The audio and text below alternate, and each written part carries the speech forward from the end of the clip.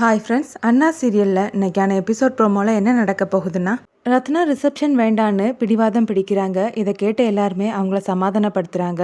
பாக்கியம் ரத்னா கிட்ட, எனக்கு எப்படி புரிய வைக்கணும்னு தெரியலட்டி, இது உன் வீடு இல்லை, வெங்கடேசனுடைய வீடு தான் இனி உன்னோட வீடு.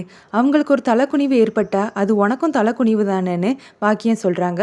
இங்கே பார் ரத்னா, எல்லாருக்குமே வருத்தம் இருக்க தான் செய்யுது. பொண்ணாக பிறந்தாலே இந்த வருத்தத்தை தாண்டி தான் நம்ம வரணும். எவ்வளோ நேரம் அந்த ரிசப்ஷனில் நீ நிற்க போகிற? கொஞ்ச நேரம் தானடி, நீ சமாளிச்சிக்கோன்னு பரணி சொல்கிறாங்க. அப்போ நான் அம்மாவுக்கு விளக்கு போட வேண்டாமான்னு ரத்னா கேட்க, அக்கா எப்போ வேணாலும் விளக்கு போட்டுக்கலாம், ஆனால் ரிசப்ஷன் அப்படி கிடையாது. நீ அந்த நேரத்துக்கு போய் தான்க்கா ஆகணும். நீ ரிசப்ஷனை முடிச்சுட்டு மாமாவை கூட்டிகிட்டு வந்தே விளக்கு போட்டுக்கோன்னு வீரா சொல்கிறாங்க. ஆமாக்கா, அந்த ரிசப்ஷனுக்கு நீ போ, நானும் வேணா உன் கூட வரேன்னு கனி சொல்கிறாங்க. என்னை யாருமே புரிஞ்சிக்க மாட்டிங்களான்னு ரத்னாவில் பரணி சண்முகத்தை பார்த்து பேசுடான்னு சொல்கிறாங்க. அப்புறமா சண்முகம் ரத்னா கிட்ட பேசுகிறாரு. இங்கே பாரில், அம்மா சாகும்போது கூட உன் வாழ்க்கையை பற்றி தான் அவன் நினச்சி சந்தோஷப்பட்டா. நீ கல்யாணம் ஆகி சந்தோஷமாக வாழணும்னு நினச்சா அம்மாவுடைய ஆசையை நீ நிறைவேற்ற மாட்டியான்னு கேட்குறாரு. இங்கே பார் ரத்னா, உன் அண்ணன் மேலே உண்மையான பாசமும் மரியாதையும் வச்சுருந்தா நீ இந்த ரிசப்ஷனுக்கு போய் தான் ஆகணும்னு பரணி சொல்ல, போய் தொலைகிறேன்னு சொல்லிட்டு ரத்னா உள்ளே போகிறாங்க. வெங்கடேஷ் வீட்டில் எல்லாருமே ரொம்ப டென்ஷனாக நிற்கிறாங்க. அப்போ அவரோட தாய் மாமா வந்து, இங்கே பாரு, நான் சொல்கிறத கேளு, இந்த ஏற்பாடு எல்லாத்தையும் நிறுத்திடலாம், சொந்தக்காரங்க எல்லாருக்கும் ஃபோன் போட்டு சொல்லிடு, கொஞ்சம் நெஞ்ச மானமாவது மிஞ்சிரும், எனக்கு தெரிஞ்சு அந்த பொண்ணு இங்கே வரமாட்டான்னு சொல்கிறாரு.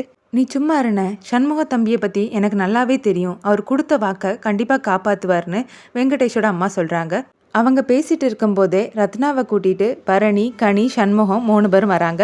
ரத்னாவை பார்த்து எல்லாருமே ரொம்ப சந்தோஷப்படுறாங்க. எனக்கு நம்பிக்கை இருந்தது தம்பி, நீங்கள் எப்படியும் சொன்ன வாக்கை காப்பாற்றிடுவீங்கன்னு எனக்கு நல்லாவே தெரியும்னு வெங்கடேஷோட அம்மா சொல்கிறாங்க. ரத்னா வெங்கடேஷை பார்த்து சாரின்னு சொல்ல, இப்போ எதுக்காக ரத்னா நீ சாரி சொல்கிறேன்னு வெங்கடேஷ் கேட்குறாரு. அந்த பொண்ணு தான் ரிசப்ஷனுக்கு வரமாட்டேன்னு சொன்னாலே, அதுக்காக தான் மன்னிப்பு கேட்பாளா இருக்கும்னு தாய்மாமன் சொல்கிறாரு. அவள் ஒன்றும் வேணும்னு சொல்லலைங்க, அவள் மனசில் இருக்கக்கூடிய துக்கம் அவளுக்கு மட்டும்தான் தெரியும், அதனால தான் அவள் அப்படி சொல்லிட்டான்னு சண்முகம் சொல்கிறாரு. சரி, எல்லாரும் உள்ளே வாங்க, எல்லாரும் காப்பி தண்ணி குடிச்சிட்டு சேர்ந்தே ரிசப்ஷனுக்கு போகலான்னு வெங்கடேஷோட அம்மா சொல்ல, அத்தை எங்களை மன்னிச்சிருங்க, இன்னைக்கு நாங்கள் அம்மாவுக்கு விளக்கு போடுறோம், அதுக்கான ஏற்பாடை நாங்கள் பார்க்கணும்னு சொல்லிட்டு சண்முகமும் பரணி அங்கேருந்து கிளம்புறாங்க. ரத்னா கூட கனி மட்டும் இருக்கிறாங்க.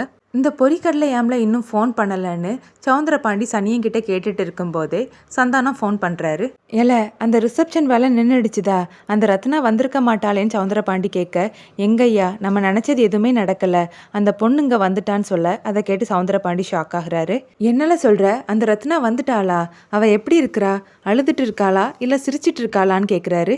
அந்த பொண்ணு நார்மலாக தான் ஏன் இருக்குது, எனக்கு என்னவோ இந்த ரிசப்ஷன் நல்லபடியாக நடந்து முடிஞ்சிரும்னு சந்தானம் சொல்ல, இங்கே பாரில், ஒன்று அந்த ரிசப்ஷன் நடக்கக்கூடாது, அப்படியே மீறி நடந்தாலும் அது பார்க்குறதுக்கு துக்க வீடு மாதிரி தான் இருக்கணும்னு சொல்கிறாரு.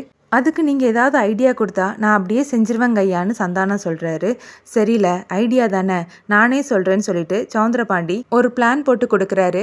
உன் பேச்சை கேட்குறது மாதிரி 4 பொம்பளைங்களை ஏற்பாடு பண்ண முடியுமான்னு கேட்க, நம்ம கடையிலேயே 4 பொம்பளைங்க வேலை செய்கிறாங்க ஐயா, நான் சொன்னால் அவங்க கேட்பாங்கன்னு சந்தானம் சொல்ல, சரியில்ல, அந்த 4 பேரை வச்சு ரத்னாக்கு அலங்காரம் பண்ண சொல்லு, அலங்காரம் பண்ணும்போதே சூடாமணியை பற்றி ஆஹா ஓஹோன்னு பேச சொல்லு, எப்படி வாழ்ந்த சூடாமணி இப்போ இப்படி இறந்து போயிட்டாலே, சூடாமணி மாதிரி ஒருத்தங்களை இந்த உலகத்தில் இனி பார்க்க முடியுமான்னு அவளை பற்றியே பெருமையாக பேச சொல்லு.